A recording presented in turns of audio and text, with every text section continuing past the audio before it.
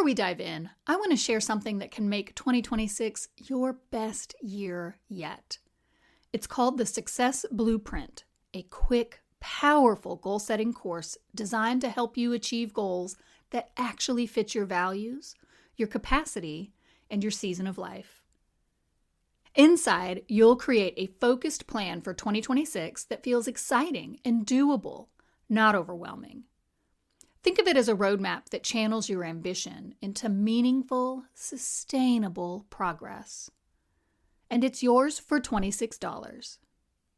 If you're ready for goals you can't wait to accomplish that are actually doable, head to womenleadwell.net/blueprint or check out the link in the show notes below. You'll be amazed at how easy it can be to achieve your biggest, juiciest goals.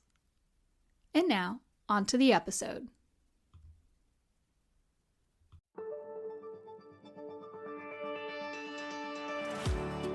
Welcome to Joyfully Unstoppable, the podcast for women who are ready to lead boldly, live lightly, and reclaim their joy. Whether you're leading a team, a classroom, a boardroom, or your own big, beautiful life, I am so glad you found us.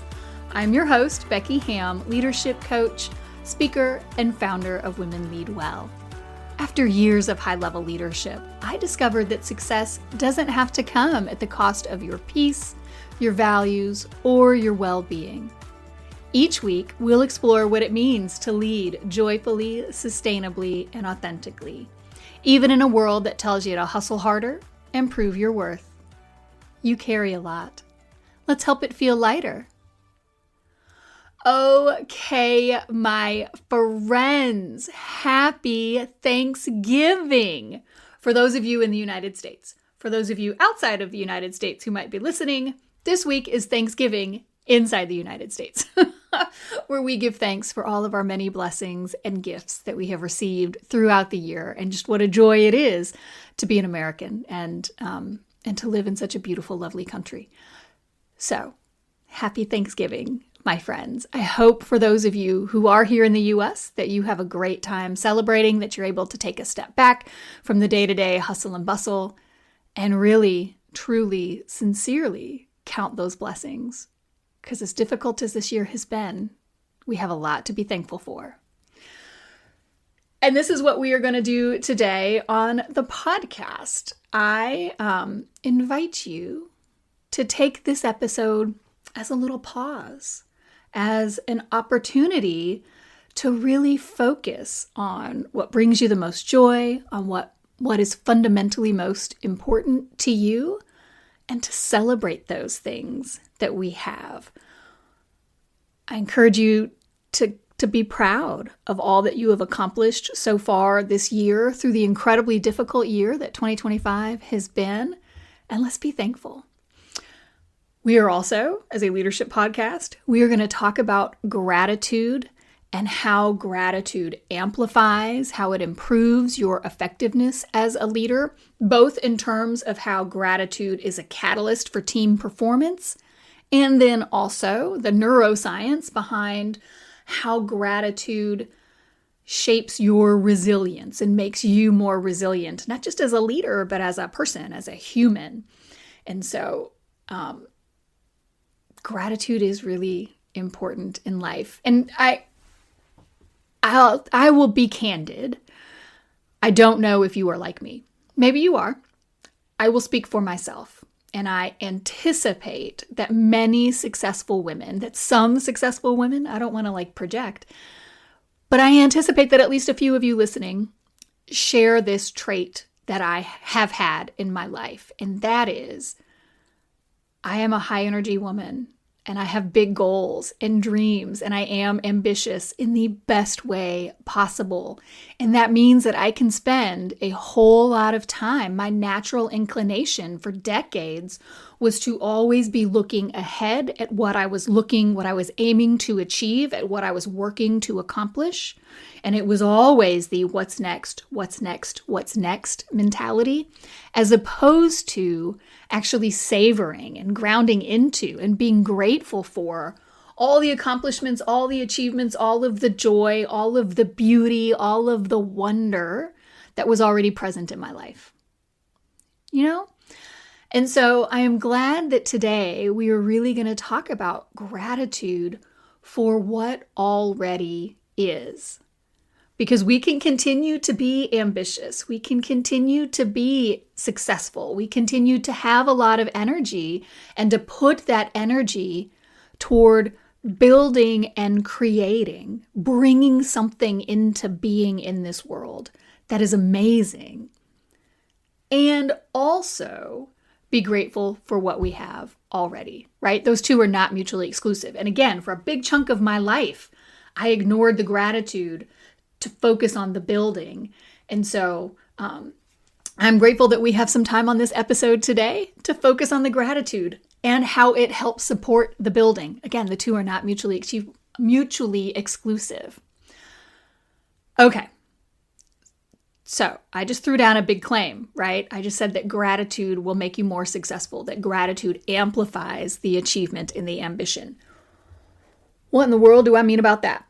Because wouldn't it be the case that if you just focus on what you're grateful for, doesn't that keep you where you are? That you're putting your energy toward what is? And we know that where our attention goes, our energy flows. So if we're focused on what we have, doesn't that keep us stuck with what we have? If we want to build something new or grow or achieve or promote or get, don't we need to put our energy and our attention there? And the answer is, well, you can do both. So let me explain how. And we have a ton of research to back this up.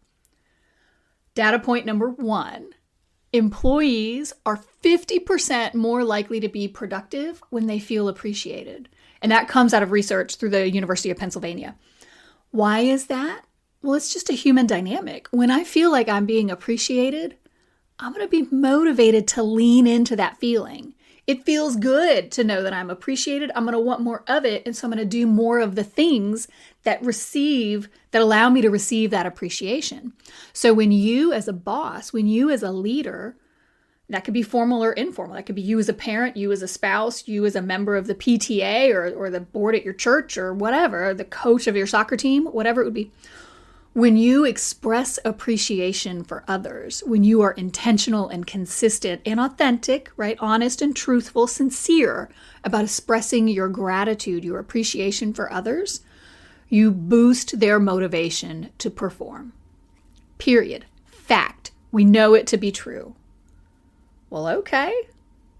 What we also know to be true is that leaders who express gratitude for others, that they see higher levels of trust and stronger relationships with their team members, which correlates with improved collaboration and performance. And that comes out of Harvard Business Review.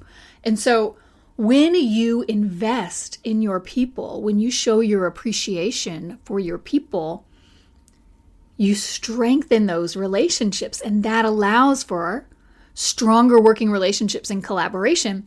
And particularly today, when people can feel so disconnected and alienated from everybody, you might be one of the few people pouring into expressing gratitude for and appreciation for that individual. And again, it's a natural human thing. We want to do what makes us feel good. And so when someone expresses appreciation for you, like you want more of that. So you're going to do more of what gets you that. And so as a leader, gold as a leader. And then now here's another one that I think makes a ton of sense, but is just like mind-blowing when you hear it. This is from Glassdoor. They've done a survey and they found 80% of employees say that they are more willing to work harder for leaders who show them appreciation.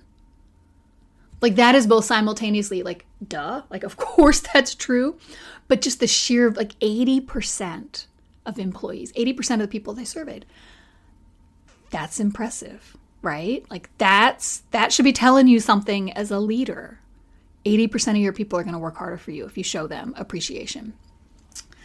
And so gratitude is not this like wishy-washy little nice to have. And it is absolutely not something when you're grateful for where you are and what you have and for what's working now, that does not keep you stuck where you are. It is the catalyst for your growth. It is the performance multiplier. It is a key to what gets you to that next level. And I think this is important too, gratitude is not a personality trait. Gratitude is a skill. It's an action. And so you can do more of it, even if you haven't done much of it yet. And so first, I want us to talk about the science behind gratitude and why it improves clarity, why it improves decision-making, why it is this catalyst for growth. And it's just because of the way our brains are wired that gratitude activates those parts of the brain that are connected to learning, to emotional regulation, and to executive function. And so when you adopt a regular gratitude practice, and we'll talk about those more here in a few minutes, but when you do that, when you are intentional and consistent in expressing gratitude for what you have in your life and for others in your life, that reduces cortisol levels, which, ladies, is important. We have a lot of cortisol in our lives, particularly as we age, those fluctuations, the demands. Cortisol can not just spike, cortisol can remain elevated. Gratitude reduces cortisol. Amazing. Amazing. Gratitude increases our experience of groundedness. It increases our nervous system regulation. Vital. Cash money. So important for us. And this is really important for you as a leader because you make better decisions when your nervous system is regulated, right? When you feel regulated, that reduces your mental load. You free up cognitive bandwidth because you're not churning on the stuff that feels overwhelming or uncertain or vaguely threatening, right? Go back to resilience. You might see a challenge instead of a threat. And so focusing consistently on gratitude. And it doesn't have to be gratitude on the big things, right? It doesn't have to be gratitude. I'm so grateful I got the promotion, or I'm so grateful I won the lottery. No. You could say, I am really grateful for that sunrise. I'm really grateful for the way the clouds look today. I am really grateful for how cozy these slippers are on my feet. And I really am. I'm wearing really good slippers right now. They make me very happy. But it is just finding those little things. I am grateful for this warm cup of coffee. It is being intentional about being grateful for all the many ways that life is already delighting us. We are invited to find delight throughout our day. And the more consistently we do that, the more consistently our cortisol levels remain lower, and the more consistently our nervous system remains regulated. That just does free up cognitive capacity. It makes deposits into the body budget, which we've talked about on a previous episode I will link below. And it also reduces our mental load. The tagline for Women Lead Well is joyful, sustainable, and authentic leadership. Gratitude is a through line through all of those. Fundamentally important. And so let's take a second to talk about practical ways that you can integrate gratitude into your daily life. I've talked about its significance, importance, the value that it gives you as a team leader. So the value it provides your leadership, but then also the value it provides you as the human being. And so let's talk about what you can do to consistently intentionally incorporate gratitude into your life. Number one, and I think I've talked about this in other places here on the podcast. It certainly comes up in my digital program, Frantic to Flourishing. And that is a daily reflection. I use the journal app on my iPhone. And every day at the end of the day, I've habit stacked it with my nighttime routine. So I brush my teeth in the evening and then I pull out my phone and I have 3 things that I'm grateful for that day. And it might be something big that I've signed a new coaching client. I always express real gratitude. I love my coaching clients. But it might be the cup of coffee. It might be that it's finally cooling off, like fall is here. Winter will be here, I think, by the time this episode airs. But just the 3 things that made me happy today, 3 things that made me smile. It doesn't have to be big. It just has to be consistent. We have talked on other episodes. I'm going to divert for a second. We have talked on other episodes about the reticular activating system. It's that part of your brain that filters the hundreds of millions of data points that your body processes or that comes into your body, into your sensory system every minute. Your brain can't focus on it. It focuses on, is it 2%, 3%? I forget. But a tiny little fraction of all those sensory inputs, your brain actually consciously recognizes. The literally hundreds of millions of others, the reticular activating system kind of filters out because it's too much. It would be overload. And so the way the RAS learns to focus on things is it takes what you have prioritized in the past and it goes and it looks for more of it. So this is why we have confirmation bias, because we are constantly looking for things that look like things we have seen and cared about in the past. And so when you take 45 seconds, 60 seconds at the end of every day as you're winding down, getting ready to go to bed, to type in the 3 things that you were grateful for from the day, you are programming your brain to look for things to be grateful for, to look for and find, to focus on more good in your life. Y'all, come on. Come on. It's the easiest win that you can get for yourself. 3 things at the end of the day takes you a second. Okay. That's the daily reflection. I would also do an end of week review. Why? I had talked before about how previously, before I started doing this work myself, that I was always focused on the next thing and what's the next and the next and the next. Well, when I did that, what did I not do? I didn't celebrate my progress. I didn't celebrate my wins. And so when you do this weekly review, the option, the benefit, the potential is twofold. You can celebrate your own wins. So what are the 3, what are the 5 things that I'm proud of that I did this week? And also, as you're doing that, you can look at what your team did over the week. What am I proud of that my team did this week? And why is that important? Well, because then the next time you have a team meeting or the next time you interact with somebody, when a member of your team who did something, a win, you can remember to celebrate it with them, right? You can lock in that win for them by you mentioning it to them. It's one of those ways that you can express your appreciation and gratitude, and it really, really builds them up.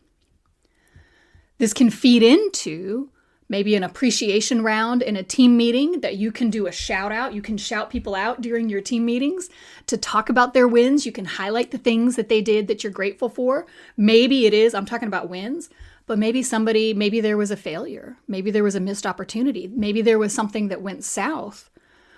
But there is a part of that you can express gratitude for. Maybe team members really rallied and they did exactly what they should do, and it didn't work out anyway. Well, you still want to celebrate the fact that they did exactly what they should do, that they did exactly what you wanted them to do. It just turned out a different way. Or maybe you can celebrate their tenacity, that somebody identified the problem early on and took quick action, right? You can celebrate the wins within the broader challenge. And that reframing can help people. One, it builds that growth mindset of what can we learn and what can we capitalize on and where can we reinforce success. But 2, it also helps to motivate and encourage through a period where people might be feeling a little low, right? If things don't go well, if you miss a target or something goes sideways. Another way, and I loved it, I used to do this all the time back when I had a big team or worked in a larger organization, are those notes of appreciation. And so I was a vice president within an organization. Anytime a member did something that was just great. So maybe somebody from IT helped out. We were having issues in a meeting and somebody from IT came and saved the day. Or maybe somebody over at the museum was really supportive to a board member who was coming to visit, whatever it was. I would send an email to my counterpart, so the other VP in the organization, bragging on what their team member did and how it helped our mission and the value that it provided and how professional they were and how collegial they were and how much I appreciated them. And it's sincere and authentic. I love bragging on people. It is authentic to me. I would send it to the VP because they're my peer. And I would CC every supervisor down the chain. And I would include the individual or individuals I was bragging on.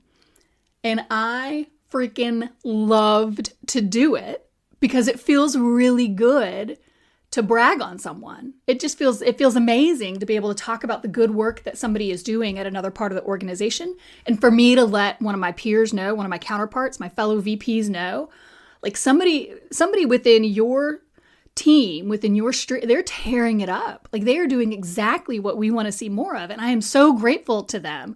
They saved our bacon, or they helped out this. Like it made me feel good. It made the VP feel good. It made the staff member maybe be a little embarrassed, but also feel good. Like it's just a win-win all the way down. And so look for those opportunities. Like within the military, there is a common phrase that you praise in public and you correct in private. And so I would encourage you, maximize the number of times that you praise in public. Be sincere. Don't be fake. Don't make it sound like you're, well, I'm just doing this to, Like actually be grateful for what you're expressing gratitude for. But it feels really good to you, and it's going to feel really good to the person that you're bragging on. Now, as we wrap this up on Thanksgiving week, I want to give you a challenge, an opportunity, an invitation. Pick one of these gratitude practices and start practicing this week, now, today, Tuesday, when this episode drops, or whatever day you're listening. Take the practice and really build it into your rhythm, into your life. Be intentional about it. Because remember, inertia is strong, and you will start typing your 3 daily things you're grateful for into your notes app until you don't, right? Be super intentional. And if you fall off the wagon, just bring yourself back on. It's okay. You could even, if you want to really be serious about it, you could even right now, as soon as you get to your calendar, just put in a daily reminder, a weekly reminder. You put in a quick 15-minute appointment every day at the end of the day, or every Friday at the end of the week, or every Monday, or whatever, so that when you fall off the wagon, because you will, because that is the human response to change, it is okay to do, you've got a support already in place to bring you back. Yeah, try it. See how it goes. This is Thanksgiving, but let's not only express gratitude this week, let's really change the way we approach life so that we can be grateful for all the many blessings that we have every single day. And now, I hope you will join me next week as I talk about clarifying your core values. Values come up a lot on this podcast. I think every single episode I'm talking about the importance of our values. And so I wanted to dedicate a full episode to getting really crystal clear on your core values. That is part of the Success Blueprint, part of the mini course that I have right now. I'll be linked in the show notes below if you want to start setting your goals for 2026 and building the action plans that you need to actually implement those goals. Getting clear on your values is a critical piece. Even before you set your goals, you want to be clear on your values. And so we're going to spend an entire episode on that next week. And then the Success Blueprint will be linked below if you'd like to take a look at that. Now, if this episode spoke to you, I would love for you to share it with a friend who's running on empty. We need more women leading from alignment, not adrenaline. And don't forget to like and subscribe. And please, I would be so grateful if you would give me a review or a rating on wherever you get your podcasts. It really helps a little podcast like mine reach other women who could benefit. You can also grab one of our free resources, like the weekly reset routine or the mental load reset at womenleadwell.net, and linked in the show notes below.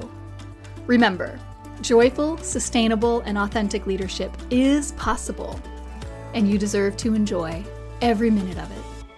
Until next time, I'm Becky Ham, and this is Joyfully Unstoppable.